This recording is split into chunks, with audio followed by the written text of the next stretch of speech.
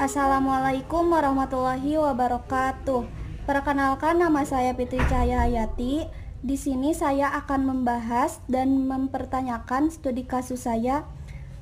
Jadi pertanyaan saya adalah, jika kita berwudu di WC dan di dalam WC itu terdapat penampungan atau ember, nah apakah air yang ada di dalam ember itu menjadi najis, dan apakah jika kita sengaja atau tidak sengaja memakai airnya lagi, wudu kita sah atau tidak? Assalamualaikum Pak Ustadz.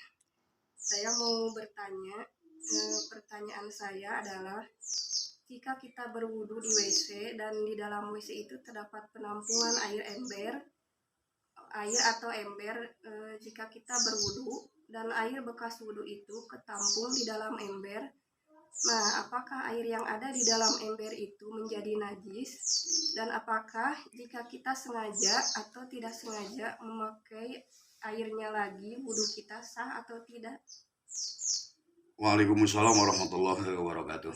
Alhamdulillah, insya Allah akan saya jawab menurut sesuai dengan apa yang telah dicantumkan di dalam kitab fikih, terutama di pendapat mazhab Syafi'iyah. Pertanyaan yang pertama, jika kita berwudu di WC atau di dalam penampungan air, di dalam WC ada penampungan air atau di dalam ember, lalu apakah air yang ada di dalam ember itu menjadi najis? Ya, maka jawabannya ini persoalannya bukan najis atau mutanajis atau tidak najisnya. Permasalahannya bukan najis, ini menjadi air mustakmal namanya.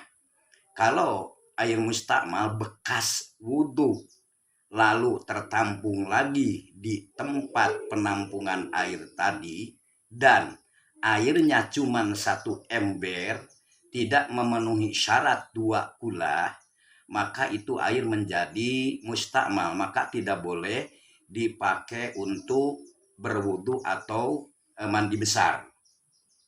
Itu yang kedua.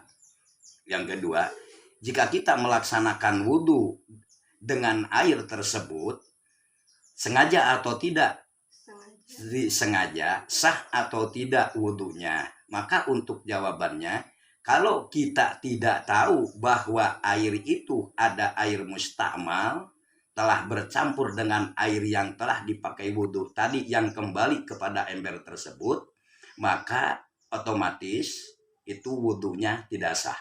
Tapi jikalau kita berwudu dengan air tersebut dan kita tidak tahu bahwa di dalam ember itu ada menjadi air mustakmal, maka karena ketidaktahuan kita, wudu kita sah. Itu saja. Cukup. Terima kasih untuk jawabannya, Ustaz. Wassalamualaikum warahmatullahi wabarakatuh. Waalaikumsalam warahmatullahi wabarakatuh.